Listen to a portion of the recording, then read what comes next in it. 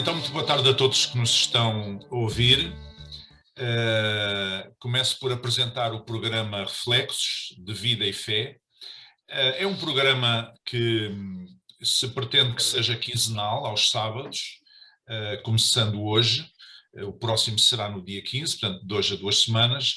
É um programa de cerca de 50 minutos e é uma conversa muito simples e muito individual, digamos assim, entre 3 pessoas que já se vão apresentar. O nome do programa é Reflexos de Vida e Fé. E porquê Reflexos?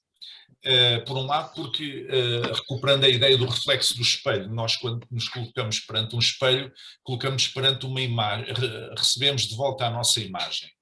E quando as pessoas falam, de alguma forma acontece o mesmo, uma coisa semelhante. As pessoas estão a falar e estão a receber de volta um feedback de como é que a sua mensagem está a ser recebida pelo seu interlocutor. E, portanto, é isso que faz, por isso é que se diz que da discussão nasce a luz, não é? Porque há estes reflexos que vêm. Aliás, o próprio apóstolo Tiago fala nesta ideia do homem que se põe perante o espelho, não é? Para ver a sua imagem moral e espiritual. Mas também reflexos porque fala de reflexão, ou seja, de pensamento. O pensamento é sempre reflexivo, é sempre alguma coisa elaborada a partir da nossa observação e daquilo que nós sentimos, que nós queremos e que nós observamos, digamos assim, e que nós experienciamos. E, portanto, penso que nós juntamos os 3, eu, o Alfredo Abreu e a Célia Costa, e a Célia está com alguns problemas porque na região onde ela mora está sem eletricidade, então está acompanhados através do telemóvel, está com mais limitações, mas vamos tentar fazer o programa da mesma maneira. E juntámos os 3 e achámos que poderia ser muito útil para nós refletirmos sobre as questões que dizem respeito à vida e à fé de uma maneira livre, com perfeita liberdade, porque de facto nós não estamos aqui a representar ninguém. Cada um de nós está ligado a uma instituição, enfim, de alguma forma, mas nós não estamos aqui em representação de nada nem de ninguém, a não ser de nós mesmos. E, portanto, sentimos toda a liberdade para falarmos daquilo que nós entendemos. Eu ia passar a palavra aos meus colegas, ao Alfredo e depois à Célia, para eles se apresentarem a si próprios. Eu posso começar já por dizer, chamo-me José Bricelino, estou ligado à Universidade Lusófona, na área da ciência das religiões. A minha formação é em teologia e psicologia e tenho trabalhado nos últimos anos em ciência das religiões. E, portanto, digamos que sou uma pessoa que gosto de refletir sobre as coisas espirituais, mas também sobre a sociedade que nos envolve. E daí ter também sentido necessidade de um programa do género como este. Passo a palavra ao Alfredo para se apresentar. Ligar o... É importante ligar o microfone. Boa tarde, Alfredo Abreu. É sempre difícil escolher aquilo que nos define em poucas palavras, não é? Mas 59 anos, começa a certa altura da vida, o aniversário já conta. Ter 4 filhos, já todos adultos, também é alguma coisa que me define, de alguma maneira. Mas penso que talvez o que me define, também posso falar da minha formação na área da sociologia e da espiritualidade cristã, em lugares distintos. Muito trabalho feito ao longo dos anos, sobretudo no terceiro setor, em tudo o que tem a ver com o associativismo, desde o associativismo estudantil, depois associativismo ambiental, cultural, social. Portanto, tem sido quase toda a minha vida nesse setor. Mas talvez o que me defina mais do que tudo seria o meu sentido de ser um aprendiz de Jesus. E não digo isto nem como uma proposta de autoelogio ou de distinção, é apenas porque é o que é. Há muitos anos que decidi ser aprendiz e segui-lo pelos caminhos da vida, e é seguindo pelos caminhos da vida que de vez em quando me encontro em lugares inusitados como este. Aqui estou para o que der e vier. Muito bem, muito obrigado. Célia? Boa tarde, Em primeiro lugar, uma vez mais, desculpas, porque as condições em que vou estar a comunicar são bastante eficientes, sobretudo neste encontro de estreia, mas há coisas que de facto não controlamos e a energia que abastece a minha cidade é uma delas. Então, desde já, as minhas desculpas por esta falha. E, bom, vou, tal como o Alfredo, vou fazer aqui uma seleção e dizer que tenho 58 anos, 3 filhos, um neto e outro a caminho, e começo por dizer isto porque a família é de facto a minha coluna vertebral, é a área mais importante e estruturante da minha vida. A minha formação de base, a minha formação académica é na área da História e da Arqueologia, e depois fiz um percurso um bocadinho à margem de tudo isso, quando percebi que eu gostava mais de pessoas do que de pedras e rochas, e portanto trabalhei muitos anos na área social, quase 30 anos, ligada à economia social, em diversas vertentes, e isso permitiu-me estimular e trabalhar aquilo que me toca mais, e que também por isso me fez aceitar o convite do Brice Gelino para estar nestes encontros, que é as pessoas, os outros, como é que eles se veem, como é que se veem uns aos outros, como é que fazem avançar o mundo e como é que permitem que o mundo os faça avançar a eles. Sou uma mulher com muito poucas certezas, tenho sempre muitas interrogações, mas dentro dessas poucas certezas que eu tenho, há uma que é, digamos, o meu lema de vida, que é um dia de cada vez e todos os dias ao colo de Deus. E, portanto, esta poderia ser a minha declaração de fé. E é isto. Muito bem, obrigado, Célia. Como já repararam, eu não quis dizer a minha idade. Não foi uma questão de querer, foi uma questão que nem me lembrei de tal coisa. Também sou casado, tenho 2 filhos, um neto e tenho 66 anos, já agora, para satisfazer a curiosidade.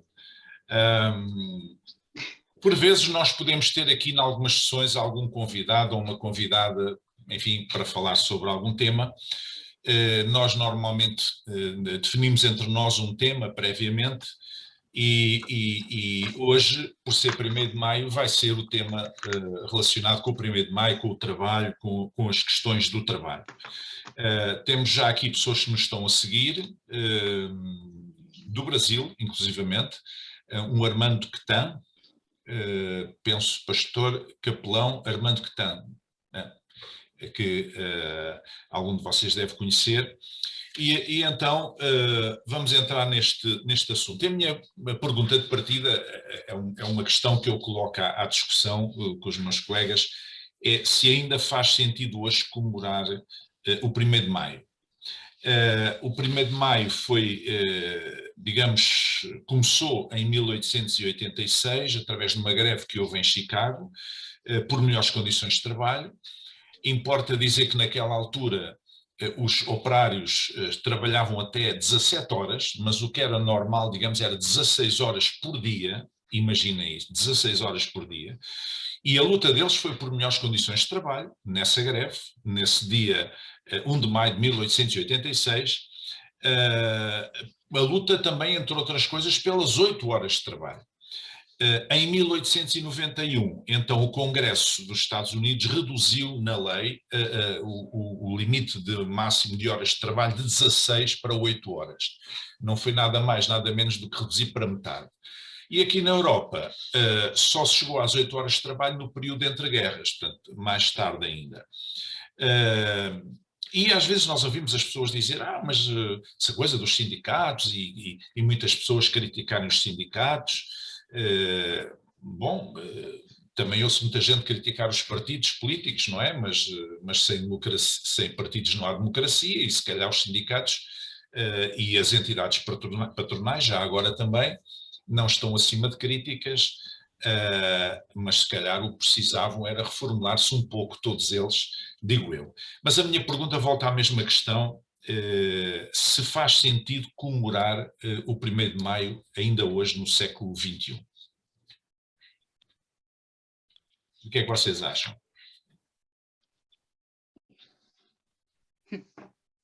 Antes que a Célia perca a energia elétrica, é melhor ela falar, pelo menos ouvimos-la.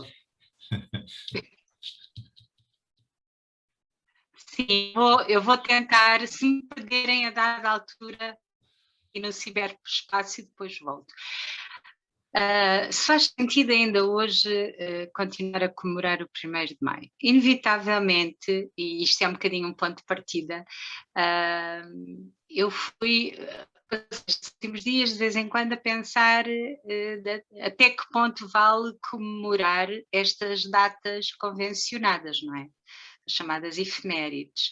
E fui procurar de onde é que vem, qual é o... Foi abaixo. Estava a começar tão bem. É verdade, é verdade. Estão a ouvir-me? Sim, sim, estamos a ouvir, sim. Pronto. Eu fui procurar qual a etimologia da palavra efeméride e vi que vem do original grego epi, que significa sobre, emera, que significa dia. Ou seja, efeméride é algo de curta duração, que dura só um dia. E é uma palavra que nós vamos buscar à navegação. Portanto, as efemérides são umas tabelas das posições relativas dos astros que são indispensáveis à navegação. Portanto, há tabelas que registram intervalos regulares.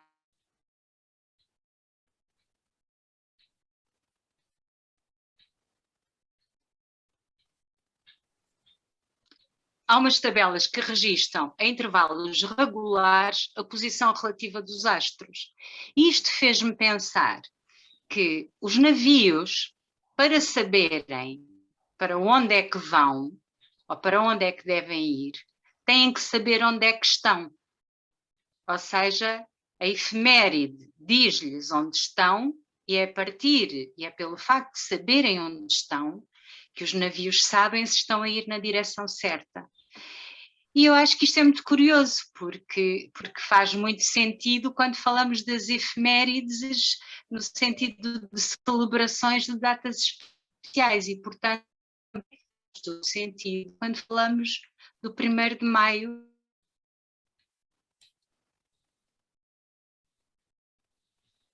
Eu não sei se vocês estão a conseguir ouvir o meu discurso. Agora estamos a ouvir, sim, sim, sim. A ideia que eu tenho é que estou a cair muitas vezes. Então, esta era a primeira ideia que eu lançava. Porque é que é importante continuar a celebrar o 1º de Maio? Porque se não soubermos onde é que estamos, também não sabemos se a direção em que estamos a ir é aquela que queremos. É assim um primeiro contributo. Sim, parece-me que faz sentido. A questão não é... a primeira questão é se faz sentido celebrar. Talvez uma segunda questão seria em que moldes, celebrar em que moldes também. Seria uma questão interessante, não é? É claro, nós sabemos que as datas, os dias internacionais, essas datas, essas efemérides, são sobretudo uma tentativa de chamar a atenção para alguma coisa, para alguma realidade, para alguma dificuldade social, digamos, enfim, alguma coisa que é considerada importante. Muitas vezes é a própria ONU que estabelece esses dias internacionais, enfim, outras instituições, e até dias nacionais, não é? Portanto, pretende sempre que aquele dia leva à reflexão sobre uma determinada realidade. Claro que um dia não resolve os problemas sobre o qual se reflete naquele dia, mas é pelo menos um momento em que as sociedades refletem um pouco sobre essas questões, não é? E claro que nós podemos sempre pensar... Por isso, Lino, eu peço desculpa por interromper. Diga. A energia voltou, eu vou desligar este dispositivo e vou ligar o outro, está bem? Ótimo. Então eu vou sair durante uns segundos. Muito bem. Até já. Muito bem, até já. Ainda bem. Com licença.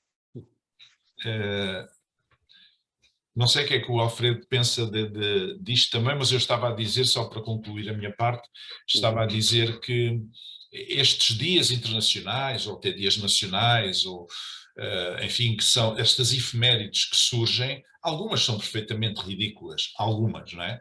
Mas há outras que são realmente importantes. São chamadas de atenção para determinadas realidades sociais importantes que devem preocupar as pessoas, ou então são celebratórias, não é? Portanto, alguns dias são celebratórios de determinadas coisas.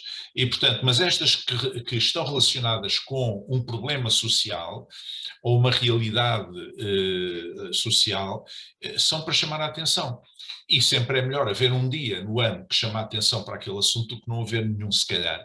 Porque hoje ainda nós já não temos a lutar por 8 horas de trabalho, em relação às 16 horas do final do século XIX, mas há outras formas de opressão e de abuso no trabalho, novas formas até, que não são menos penalizadoras, não é? E isso vai-nos levar depois àquilo que haveremos de falar mais à frente sobre a questão da reconfiguração do mundo do trabalho. Alfredo, acho que há estes dois elementos que me ocorrem. O primeiro tem a ver com a valorização da nossa memória. A nossa memória parece que é algo bastante vulnerável, frágil, perde-se mais depressa do que a gente gostaria. E quando é a memória coletiva, então ainda é mais importante, porque, como já está mais que dito, quando nos esquecemos de quem somos, de onde viemos, podemos lá voltar a lugares que não quereríamos voltar. E, portanto, é importante, do meu ponto de vista, que hajam momentos que estimulem a nossa memória, que nos lembrem. Por exemplo, hoje esta conversa que estamos a ter aqui, de certa maneira suscitada pelo dia 1 de maio, exatamente, é uma forma de percebermos porque é que este dia existe e o que é que estamos aqui de facto a celebrar. O que é que este dia se propõe celebrar, porque presumo que, sobretudo as pessoas mais novas, ou aqueles que têm menos memória e que criticam, por exemplo, a existência, ainda vale a pena celebrar o dia 1º de maio, são pessoas que provavelmente não sabem o que é que ganhamos e o que é que perdemos nestes processos. E, portanto, se não fizermos esta revisão regular, corremos o risco de repetir tudo aquilo que é errado. E depois há o outro lado desta questão, que é o trabalho, é uma parte central da nossa identidade, é uma parte central da nossa vida comunitária. É essencial, é uma componente estrutural da nossa vida e das nossas sociedades, e que as sociedades não são estáticas, nós não somos, e é preciso constantemente aferir, é preciso constantemente rever, é preciso constantemente melhorar e, sobretudo, impedir os retrocessos daquilo que consideramos como conquistas. E, portanto, ainda que, por exemplo, no nosso país haja uma aparência das conquistas estarem asseguradas e, portanto, vamos passar à frente e deixar estas conversas para trás, não só isso não é verdade, como vivemos numa aldeia global. Portanto, a nossa cidade não termina na placa que dá à entrada da cidade, ela estende-se até ao final do mundo, e muitas vezes nós, até de forma involuntária, estamos a contribuir para pessoas que noutra parte do mundo nos estão a fazer serviços que nos são favoráveis e que têm custos bons para nós, que nos libertam o nosso tempo e o nosso capital, à custa das suas próprias vidas estarem a ser esmagadas. Portanto, há aqui questões que estão em cima da mesa e, portanto, este é um assunto que eu acho que nunca se esgotará e eu espero que também nunca deixemos de criar oportunidades para coletivamente repensarmos estes assuntos. Sim. Eu perdi aqui uma parte como devem calcular, perdi aqui uma parte do vosso diálogo. Apanhei esta última parte do que o Alfredo disse. E nós temos muita dificuldade em perceber até que ponto, a maioria de nós tem muita dificuldade em perceber até que ponto as coisas estão todas ligadas. E lá está. quando se pergunta, faz sentido comemorar o 1º de Maio? E em que termos é que deve ser comemorado? Isto não é uma questão estanque, isto não é apenas decidir se fazemos um bolo com velas ou não. Isto é uma oportunidade de questionar a visão que temos do trabalho, e ainda hoje, logo de manhã, com um grupo de amigos, eu falava sobre isso. No caso português, concretamente, está ainda muito por trabalhar o próprio conceito de trabalho enquanto uma ferramenta extraordinária. O trabalho é uma ferramenta extraordinária de produção, de sustento também, obviamente, mas de produção, de criatividade. Tem muito pouco a ver, e aqui nem sequer vou buscar a visão bíblica do trabalho. Independentemente disso, o trabalho é uma oportunidade extraordinária de mostrarmos o melhor de nós, não é? E nós vivemos, no caso português, não é o único, mas no caso português, vivemos numa cultura em que o trabalho ainda é visto como um castigo, como um fardo que temos que carregar se quisermos comer até ao fim do mês. Temos que começar a mexer nisto, não é? Isto está ligado também, de certa forma, à dignidade, à dignificação do ser humano. Exatamente. Porque a pessoa que ganha o seu pão com o suor do seu rosto, digamos assim, há aqui uma dignidade intrínseca, não é? É alguém que está a fazer pela vida, alguém que está a lutar, alguém que está a mostrar, digamos assim, os seus talentos, as suas qualidades, a sua força de vontade, a sua determinação de vencer, porque a vida, no fundo, é uma batalha, ao fim e ao cabo. O Agostinho da Silva tinha uma frase muito gira que dizia que o homem não foi feito para trabalhar, foi feito para criar. E agora gostava de introduzir aqui esta variante. Foi feito para criar.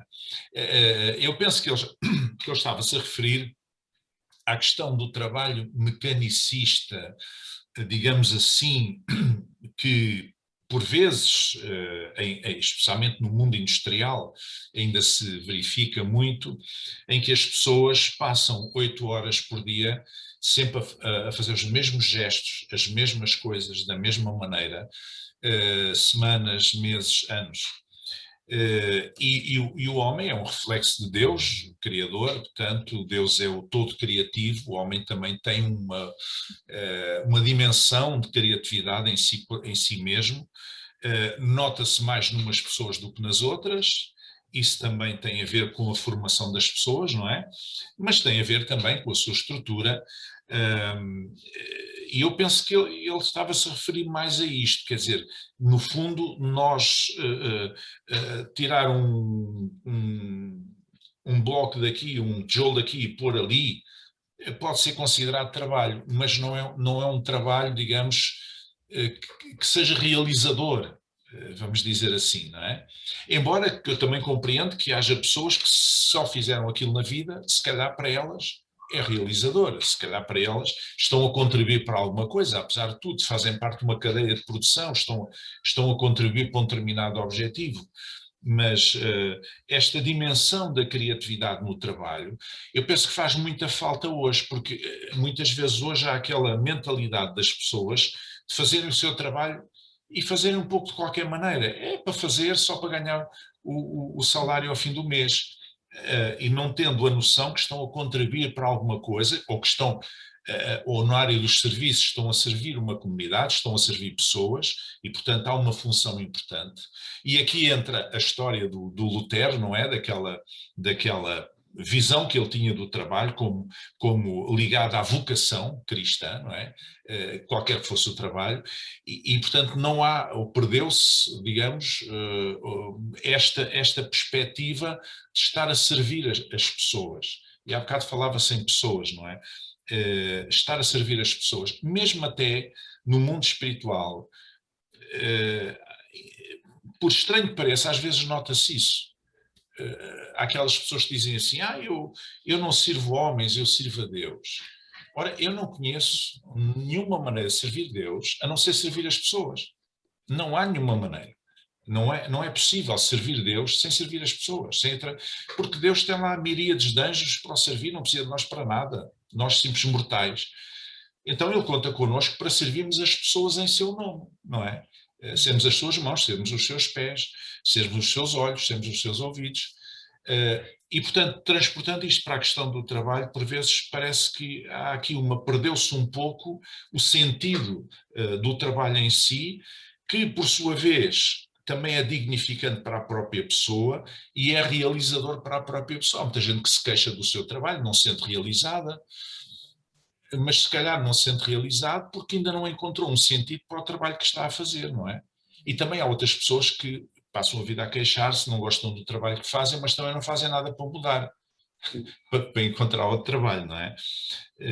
Então este aspecto da dignificação e da realização, através, por exemplo, da criatividade, não é? Que nós pomos naquilo que fazemos, pode ser uma maneira interessante também de encarar o trabalho que nós fazemos, porque duas pessoas serão sempre diferentes uma da outra e, portanto, tudo aquilo que disserem e tudo aquilo que produzirem será diferente, ou falam de forma diferente.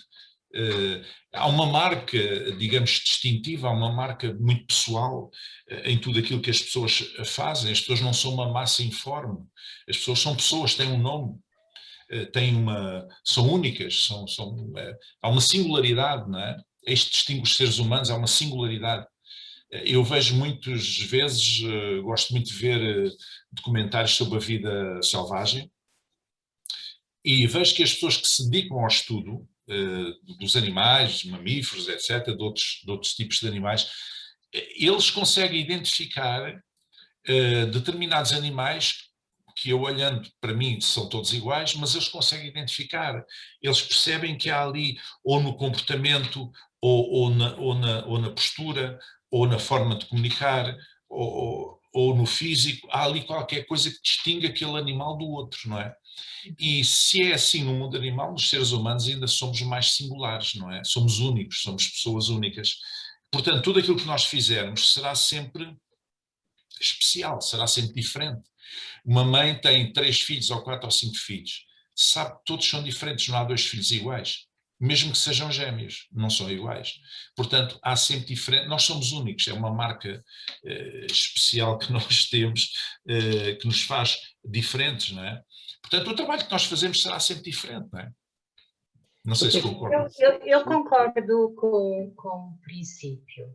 Não terei, talvez, uma visão tão como é que eu hei de dizer? Não é bem cor-de-rosa. Eu acredito que há muitas situações em que é difícil para as pessoas desempenharem uma determinada tarefa. Digo isto tendo tido o privilégio, curiosamente, eu estou desempregada, portanto, eu não estou a receber trabalho, mas obviamente não passo o dia todo sem fazer nada, mas eu não tenho um emprego, portanto, eu não estou a receber um salário para desempenhar uma determinada tarefa. E tive sempre a sorte de, ao longo de muitos anos, desde que comecei a trabalhar, de fazer algo de que gostava muito. Portanto, eu ia todos os dias para o meu local de trabalho com um sorriso de orelha a orelha e um otimismo enorme, porque ia começar mais um dia de trabalho. Quando terminava o dia, nem sempre vinha assim tão feliz, dependia de como os dias corressem. No dia seguinte eu estava lá outra vez com as mesmas expectativas. Tinha, no entanto, uma consciência muito grande de que era um privilégio, ou seja, a pessoa poder fazer aquilo que quer, aquilo que gosta, ainda por cima pagarem para isso e até pagarem bem, isto é um privilégio. Isto é um privilégio. Quem dera a muita gente poder dizer o mesmo. Agora, em muitas situações, de facto, as pessoas podiam alterar significativamente a sua atitude em relação à tarefa que têm. Se percebessem que, por mais insignificante do ponto de vista social possa parecer, aquela tarefa é importante, e se calhar até muito importante para algumas pessoas, alguém tem que a fazer E mais, que o trabalho tem sempre um valor para além daquilo que é, para além do salário que dele resulta. O que é que eu quero dizer com isto? Eu sou muito defensora de salários justos e condições de trabalho justas. E, portanto, esse meu lado muito atento às condições dos trabalhadores está aqui muito ao de cima, e não é só no 1º de maio, mas está sempre muito presente em mim. No entanto, eu acho que era muito bom se as pessoas começassem a perceber que não basta ser bem pago para que o trabalho valha a pena. Ou seja, boas condições de trabalho e uma atitude correta perante o trabalho não passa apenas por um salário justo. Há uma dimensão no trabalho que vai para além disso. E essa dimensão pode depender do empregador. O empregador até pode pagar muito bem aos seus empregados, mas se os tratar mal, há uma dimensão que não está correta e que tem que ser alterada. Portanto, o dinheiro não compra tudo, nem paga tudo. Portanto, há uma dimensão que pode pertencer ao empregador, há uma dimensão que pode pertencer ao Estado, que deve definir regras claras e justas para os cidadãos, mas há uma parte que é da responsabilidade do indivíduo. Lá está. Que foi isto que me calhou entre mãos, por escolha minha ou porque as circunstâncias me trouxeram isto. O que é que eu agora faço com esta tarefa que me veio calhar às mãos? Isso sim, é uma atitude que depende da pessoa.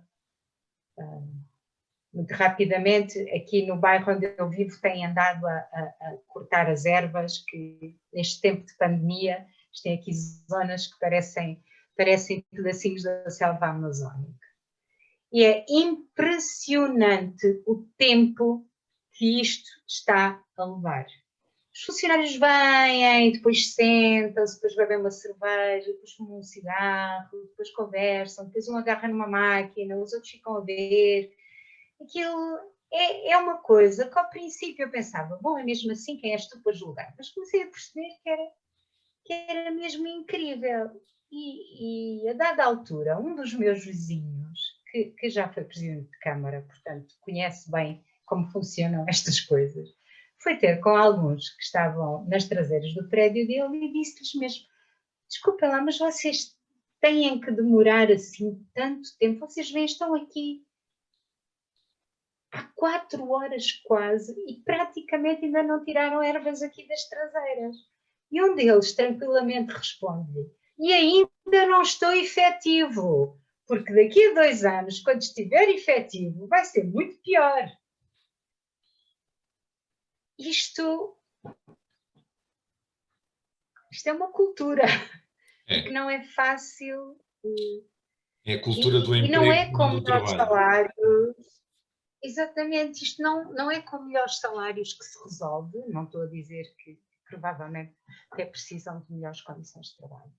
Mas vai para além disto. E aquilo que me ocorreu, quando o meu vizinho partilhou isto comigo, o que me ocorreu foi, estas pessoas não têm noção da sua própria dignidade.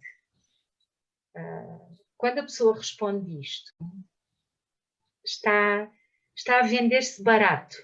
Por muito bem que ganha, está-se a vender por muito pouco. Por muito pouco. Yeah. Alf. Não, eu quando começámos nesta parte da conversa, eu lembrei-me daquela velha história de 3 pessoas que estavam a carregar tijolos e quando perguntaram ao primeiro o que ele estava a fazer, ele disse, é óbvio, estou a carregar tijolos. Ao segundo que estava a fazer a mesma coisa, ele disse, não, eu estou a construir aquele muro ali, aquela parede. E o terceiro disse, não, nós estamos a construir uma catedral.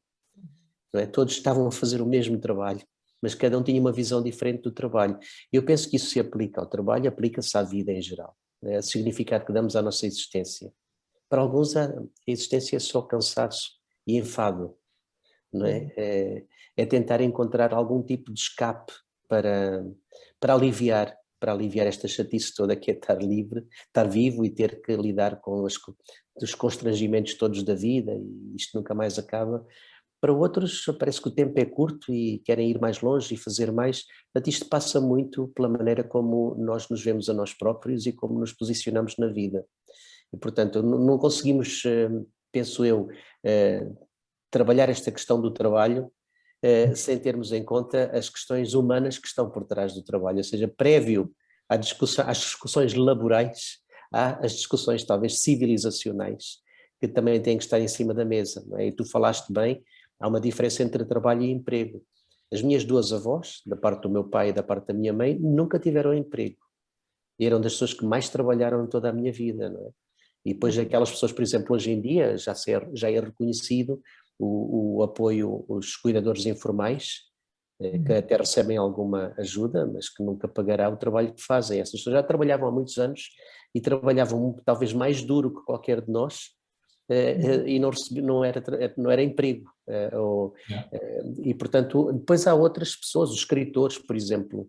Nem reforma tinham antigamente. Não tinham nenhum tipo de reconhecimento. Eu acho que o reconhecimento é logo a primeira coisa que custa, é trabalhar de sol a sol e nem sequer ser valorizado por isso. Depois há a questão daquelas profissões, dos escritores, dos artistas, também não têm emprego, mas trabalham, e alguns trabalham muitíssimo, não é? E depois dependem do resultado da venda das suas obras.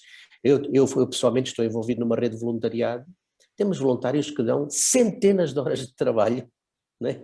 Mas não é um emprego, e é um trabalho altamente valorizado, que faz uma grande diferença.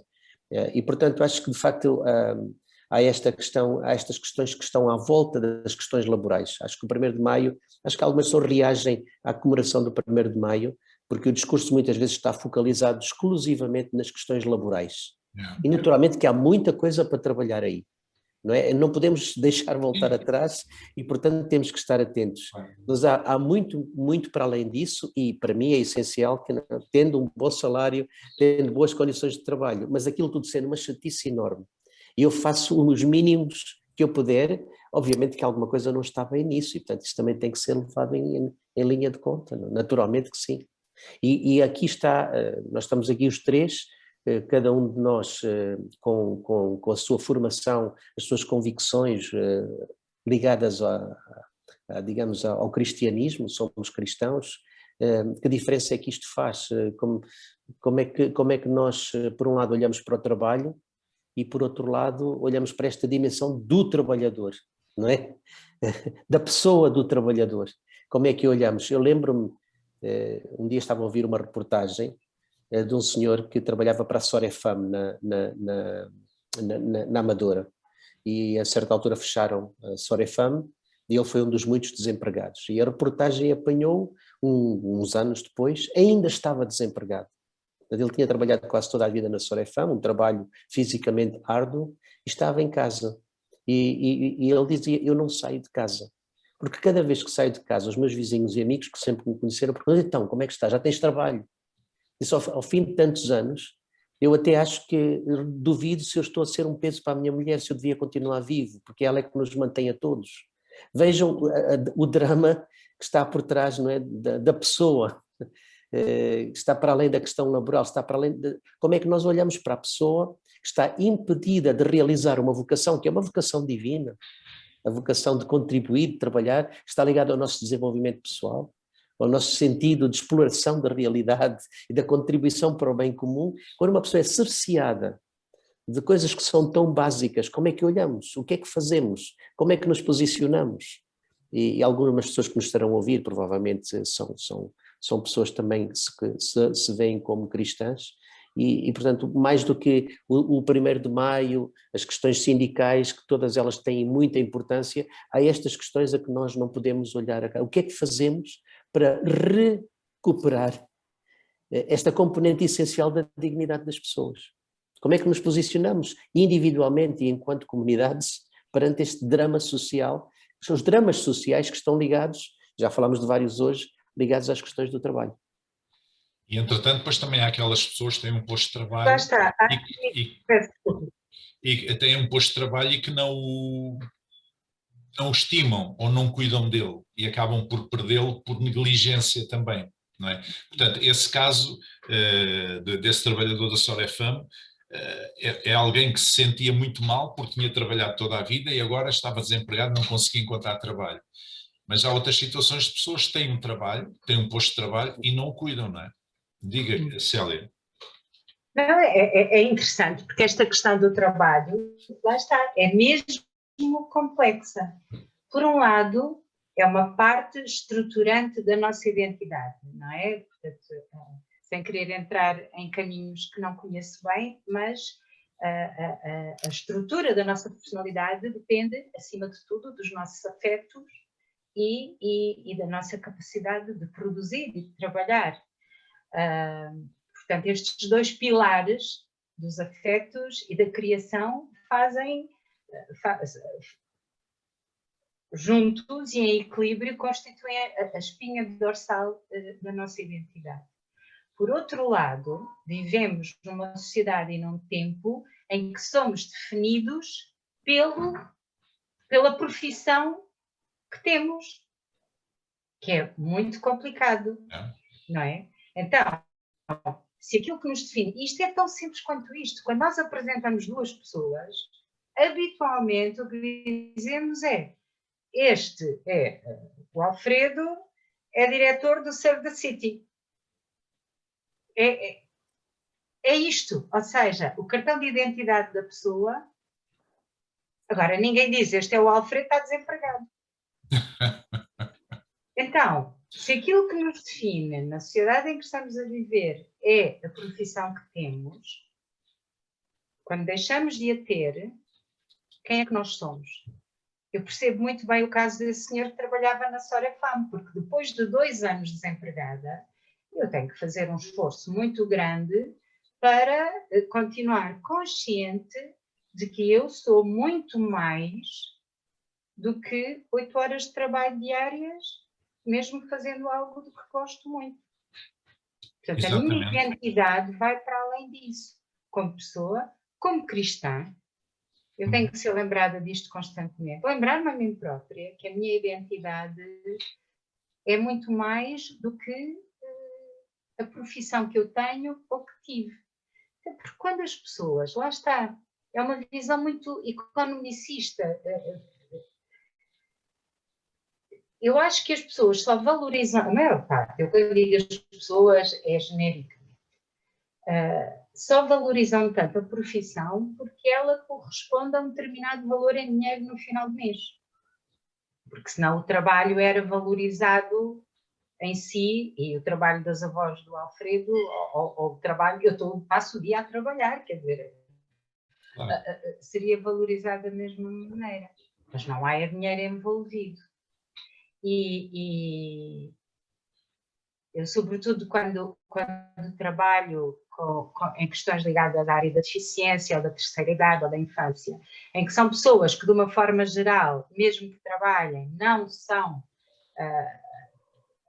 não recebem dinheiro, portanto, não há dinheiro a circular. Esta questão da identidade, do valor da pessoa, surge constantemente, que é, se eu não produzo, se não me pagam por eu produzir, então quem sou eu?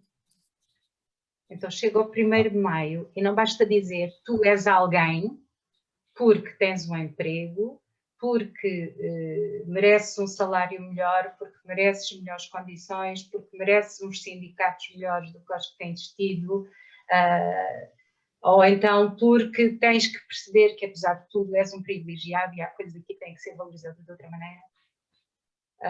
Tem que ser estimulado o valor das pessoas. Dizer-lhes, tu és muito mais, és infinitamente mais do que aquilo que produzes e para o qual te pagam. O trabalho é uma variável, como a variável da cor da pele, como a variável do género, como tantas outras variáveis. Não é isso que nos define enquanto pessoas, quer dizer, não é isso, aliás, não é isso que nos valoriza, que nos atribui valor. não é? Mas enfim, isto é a maneira como as pessoas veem, como a sociedade vê. Se nós só nos sentimos valorizados a partir do trabalho, da importância do trabalho, essa é uma razão pelas quais, e eu fundei uma universidade sénior há anos e tive 10 anos à frente dela, e sei que as pessoas quando terminam a chamada vida ativa, que isto é outra, entre aspas, chamada vida ativa, isto é, quando se reformam, muitas vezes as pessoas têm essa mentalidade de começam a deprimir. As pessoas dizem, quando eu me reformar, eu vou sair, eu vou fazer, eu vou não sei o quê.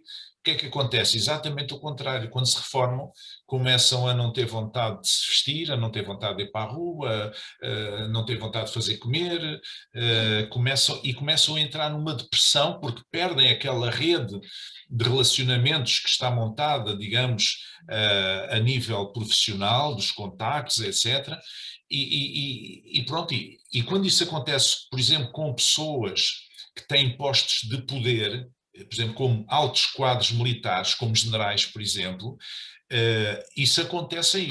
Num dia é o senhor general, no outro dia não é ninguém. Pronto, porque passou à reserva, não é ninguém. E, portanto, isso é terrível, não é? Então é importante, não seja o trabalho apenas que nos defina, não é? Eu também passei aliás, tenho passado a minha vida a fazer voluntariado, não é? Ainda hoje faço, ligado a instituições, criei instituições, noutras fui convidado a participar, instituições, tudo na base do voluntariado, não é? Porque acho que nós temos um contributo a dar, não é? Quer nós, não é só quando somos remunerados por isso, mas temos um contributo a dar à sociedade e às pessoas, especialmente às pessoas que têm necessidade. Mas eu gostava de recuperar aqui uma ideia interessante, mas antes disso vou só dar-vos conta que temos aqui de São Paulo, do Brasil, o meu amigo o Dr. Maurício Roca, que manda um abraço para todos nós, aqui de Portugal o Luís Branco também, e de Angola o Daniel Simão, também um amigo meu, que fez aqui um comentário no Facebook a dizer que nos está a acompanhar. Eu queria introduzir aqui a questão da parábola dos talentos, não é? E isto tem realmente a ver com algumas das coisas que nós aqui falamos, não é? Jesus contou a história de alguém que se ausentou e entregou a um dos trabalhadores 5 talentos, a outro 2, a outro 1, e disse agora negociei e tal, não sei o quê. E o primeiro negociou e ganhou outros 5, e depois quando o seu senhor veio, deu-lhe conta disso, entregou-lhe não apenas o capital, mas os lucros. O que tinha recebido 2 talentos, exatamente a mesma coisa, e ambos foram aprovados, e o que tinha recebido só um talento, desprezou o talento que tinha, ou pelo menos teve medo, segundo as suas próprias palavras, da reação do seu senhor, se ele perdesse aquele talento. Então, como só tinha um, enterrou. E depois, quando ele chegou, entregou. E, claro, foi arrasado. Porquê? Isto mostra que todos nós temos, uns têm mais, uns têm 5, outros têm 2, outros têm 1, cada um tem os que tem, não interessa, nós somos todas pessoas diferentes, mas todos somos chamados a comparticipar com a nossa parte para investir na vida das outras pessoas, para investir na sociedade. E o trabalho é uma das áreas em que nós, de facto, podemos investir na sociedade. Não é? Qualquer pessoa pode fazê-lo através do trabalho que faz. Pode ser uma pessoa que está atrás de um balcão no comércio ou numa instituição pública a atender o público. Quantas vezes as pessoas têm problemas para resolver e chegam a um atendimento e são mal recebidas, não é? Outras vezes, a tal ponto que, quando são bem recebidas, às vezes ficam admiradas e ficam agradavelmente surpreendidas, não é? Eu aqui há uns anos fui tratar de um assunto qualquer numa loja do cidadão, não sei se foi a renovação do cartão de cidadão, fui atendido por um funcionário, uma pessoa com 30 e tal anos, um moço impecável, altamente profissional, simpático, eficiente. Eu vim muitíssimo bem impressionado. Mas quer dizer, isto devia ser a regra, não é? Isto devia ser a regra, isto devia ser o normal, não é? Mas lá está, tem muito a ver com as pessoas que com a postura de cada com as questões civilizacionais, como dizia o Alfredo há pouco. Eu gostava de introduzir aqui ainda duas questões. Uma delas é a questão da reconfiguração do mundo do trabalho. Nós estamos a viver num mundo, e agora por causa da pandemia, com uma grande alteração por causa do teletrabalho, etc. E o mundo do trabalho, de alguma forma, também está a ser reformulado. Fala-se nas questões da robotização industrial. Ouvi há pouco tempo dizer que nas caixas dos supermercados, dentro de poucos anos, vão desaparecer os caixas humanos, portanto vai ser tudo, nem sequer é aquelas caixas que a gente passa lá, não, a pessoa quando tira aquilo da prateleira, aquilo é logo o telemóvel, funciona logo, enfim, há ali uma... Portanto, isto vai se traduzir no maior desemprego, portanto, tudo isto está a ser reconfigurado, os balcões dos bancos estão a fechar, porque cada vez é o home banking que está a funcionar, e as caixas multibanco, etc. Nós tratamos hoje quase tudo através desses meios telemáticos, e portanto a questão que se está a pôr é, provavelmente vamos ter mais gente sem trabalho, ou será que vamos reformular, o mercado de trabalho vai ser reformulado, as pessoas vão trabalhar menos horas, ou menos dias? Que angústias é que isto vai trazer às pessoas, em termos da sua subsistência, não é? Que vantagens e inconvenientes é que isto pode ter? Não sei, vocês com certeza já refletiram sobre isso, não sei se querem partilhar. Se eu puder dizer alguma coisa mais simples, depois a Célia trará a substância, mas a mim parece-me que há aqui uma aliança tramada, uma aliança que não augura nada de bom. Por um lado, há a ganância, que procurará sempre aumentar o lucro a todo custo. E, portanto, quanto mais baixar o custo do trabalho, maior lucro teremos, melhor. Portanto, aqui a ganância muitas vezes conduz estes processos todos de inovação, e é uma pena. Deviam ser conduzidos por um sentido de gosto pelo bem comum e por avanço e progresso da humanidade, mas muitas vezes é o lucro que os conduz e a ganância. Por outro lado, temos um aliado destes processos, muitas vezes, que está do outro lado, mas que acabam por trabalhar juntos, que é esta utopia que algumas pessoas parecem ter, de que a sociedade ideal é onde ninguém trabalha. Portanto, ficaremos, não sei, vamos todos para a praia, os robôs vão nos trazer o alimento e tal, e ficamos na praia, interminadamente, para os que gostam da praia, ou ficaremos a ver séries da Netflix até adormecer. Não percebo muito bem esta ideia de que o lazer é o nosso destino. E, portanto, a utopia é a utopia em que nós não teremos que fazer absolutamente nada. E todos sabemos o valor que o lazer tem, quanto mais não seja para o nosso equilíbrio pessoal, não é? Tem também o valor de aumentar a nossa capacidade criativa, e portanto há todo o valor no lazer. O ideal obviamente aqui é encontrar o tal equilíbrio, mas esta ideia de que o ideal é eu não trabalhar, se eu ganhar a lotaria nunca mais trabalharei, aqui isto aliado à ideia de que os outros também não querem que a gente trabalhe para não nos terem que pagar um salário, e temos aqui uma santa aliança que não augura nada de bom para a humanidade, não é? Temos que conversar um pouco mais sobre estas coisas. Yeah. Célia, quer dizer alguma coisa? É, aquilo que me ocorre, pronto, não é muito diferente do Alfredo. Aquilo que me ocorre não é muito diferente daquilo que o Alfredo acabou de dizer. E é esta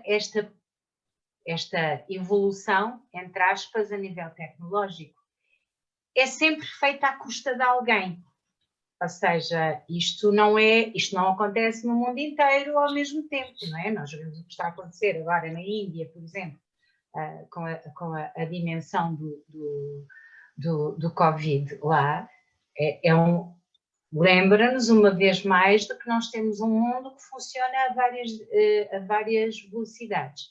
Portanto, quando nós falamos, e curiosamente o meu filho mais velho ontem falava dessa questão dos supermercados, estávamos a explicar aquilo e eu disse-lhe, Isso até me arrepia. Disse, olha, é um bocado creepy, quer dizer, a ideia de eu já nem preciso de fazer nada, portanto, ao agarrar num produto é mesmo isso, e portanto, ao sair do supermercado, automaticamente tudo o que eu comprei ficou registado, eu já paguei e não precisei de fazer nada. Isto é sempre feito à custa de alguém, portanto, haverá sempre uma outra parte do mundo que estará a esforçar-se muito para que o mundo ocidental possa viver assim. Mas ainda que assim não fosse, ainda que fosse algo que acontecesse no mundo inteiro ao mesmo tempo, essa forma de olhar para a vida tem custos tremendos. E reparem, eu sou a favor do progresso, da ciência, das descobertas, do melhoramento das tecnologias. Não sou daquelas pessoas que acham que nós éramos felizes, era assim que tivéssemos que ir buscar água ao poço. Nada disso, gosto muito de abrir uma torneira e sair-me água, e fiquei muito chateada há bocado quando percebi que não tinha luz. Agora, a velocidade a que estas coisas acontecem é de tal ordem que nem sequer nos permite perceber o que é que nos está a acontecer. Aqui há algum tempo atrás foi feita uma lista de várias profissões que estão condenadas à extinção nos próximos anos. Todas elas, obviamente, ligadas às questões do avanço da tecnologia. Curiosamente, uma das profissões que esse estudo associava à extinção era a medicina, que é algo que a gente nunca pensa. E então o estudo era muito conclusivo, dizia, dentro de muito pouco tempo, os médicos vão deixar de ser necessários, porque a tecnologia que se criou permite perceber o que é que se passa de errado com a pessoa e encontrar a solução. Portanto, o que vai ser necessário, mais do que médicos, é pessoas que saibam trabalhar com aquelas máquinas, com aqueles computadores, com aquelas transmissões online. Portanto, nós vamos precisar de muitos engenheiros informáticos na área da saúde. Só há uma coisa que nada disto pode fazer, que é o toque. Claro. E quando nós vamos hoje ao médico, nós percebemos, os médicos atualmente já praticamente não mexem nos doentes. Eu passo imenso tempo em hospitais e médicos, etc. E tenho uma perfeita noção disso. Já quase não mexem nos doentes. Os enfermeiros mexem, mas os médicos já praticamente não mexem nos doentes. E aquilo que se perde quando deixa de haver o toque físico, a mão em cima do corpo, isso não há tecnologia que compense. Portanto, nós vamos ganhar certamente algumas coisas boas, resta saber o que é que vamos perder ou como é que nos vamos perder no meio deste processo. E depois há sempre uma coisa que me faz confusão, é quem é que vai sustentar esta gente toda? Ou seja, se as pessoas não trabalham, suponho que também não fazem descontos para a segurança social, não pagam impostos e depois vivem como? Quando nós hoje, em pleno dia, agora não por causa da pandemia, mas quando vamos, sobretudo, às grandes cidades, e não só, e durante o dia vemos as esplanadas cheias de gente, e perguntamos, mas quem é que está a trabalhar? Isto são horas das pessoas estarem a trabalhar, o que é que elas estão a fazer todas aqui? Estão na boa, estão na maior, o pessoal, 20 e tal anos, 30 anos, sim, mas quem é que vai sustentar esta gente? Quando se reformarem? Ou seja, isto parece assim, uma pessoa estar a falar, no mesmo discurso, estar a falar da possibilidade de sair de um supermercado sem e fazer tudo automaticamente, e no mesmo discurso perguntar-se até quem é que vai pagar a reforma desta gente que não trabalhou uma vida inteira. Parece assim, até dá mau aspecto. Mas são questões reais, são realistas, estou a ser muito realista.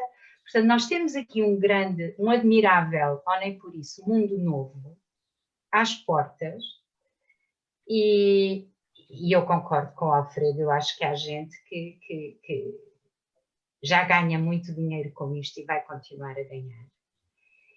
E continuará a haver muita gente que não vai querer festejar o 1º de Maio, porque as condições em que vive e em que trabalha são tão duras que essa celebração nem nos faz sentido. Não sei se me exprimi bem, eu tenho receio de me ter perdido aqui um bocado. Sim, não, eu entendi. Eu não queria ser tão desanimador, mas porque entretanto estão a surgir novas profissões, não é? À medida que se vão também, que se vão desaparecendo algumas, também vão surgindo outras profissões. A questão está na reformulação, na adequação e na flexibilização das pessoas que trabalham a essas novas profissões, a essas novas funções, que se calhar já não é para elas. Nós vimos agora com a questão da vacinação, quantos meses demorou a vacinar as pessoas muito idosas. E agora, no primeiro dia em que abriram a inscrição na internet online para as pessoas com mais de 65 anos, no primeiro dia 50.000 pessoas fizeram a inscrição, no segundo dia 150.000 pessoas tinham se inscrito. Portanto, os mais velhos têm mais dificuldade com as coisas, são mais info-excluídos, depois à medida que nós recuarmos, as pessoas são mais info-incluídos e, portanto, há muita coisa que vai mudar. Mas estamos na hora de terminar, eu queria só terminar aqui com um apontamento, também dizer que também temos mais aqui algumas pessoas que não temos perguntas propriamente, questões para o debate, as pessoas devem estar a acompanhar com interesse, mas são apenas algumas felicitações, digamos, pelo nosso diálogo. A questão da teologia do trabalho, gostava só de terminar com um pensamento sobre isto. Há uma ideia feita, e a Célia já falou isto há pouco, assim, pela rama, há uma ideia feita, mesmo no meio cristão, de que o trabalho realmente é uma maldição. Isso tem a ver com a história do Gênesis, etc. Mas a verdade é que, ao longo da história, e à medida que as sociedades foram mudando, e ainda na Idade Média, por exemplo, só trabalhava, os pobres é que trabalhavam, os nobres até davam-se ao luxo de dizer que nem trabalhavam. Um nobre ter necessidade de trabalhar era uma coisa vergonhosa, não é? Portanto, o trabalho era para o povo, para os desgraçados, não é?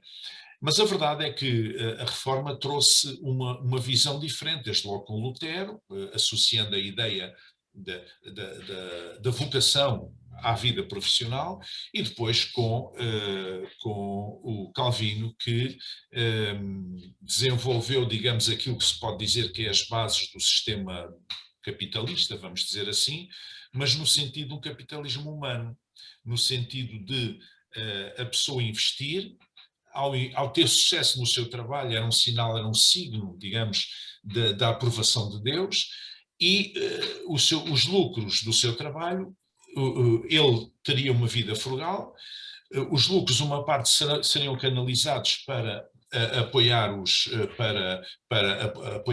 para suprir as necessidades dos pobres, e a outra parte seria para reinvestir.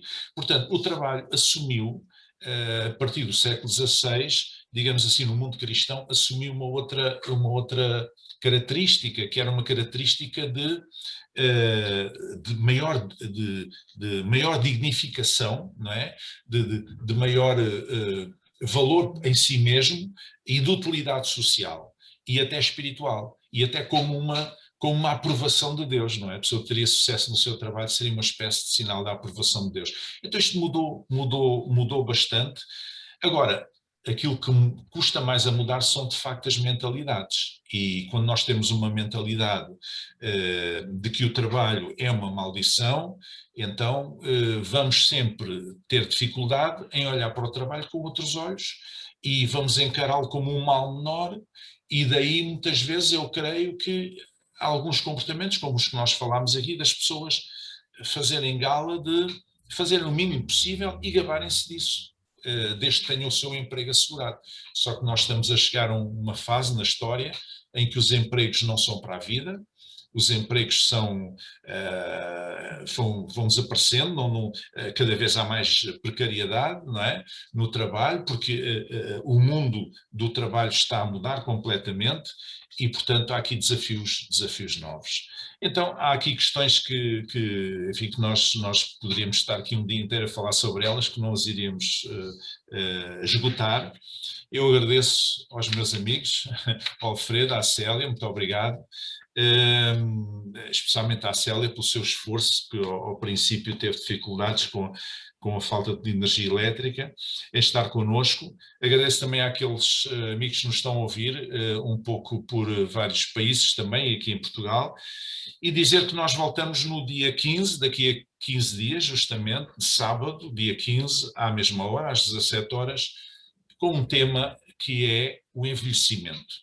Como é que nós podemos discutir estes assuntos relacionados com o envelhecimento enquanto pessoas, enquanto cristãos, não é? O que é que isso significa para nós? Muito obrigado a todos, então, e um bom fim de semana. Bom fim de semana. Adeus. Tchau. Obrigada.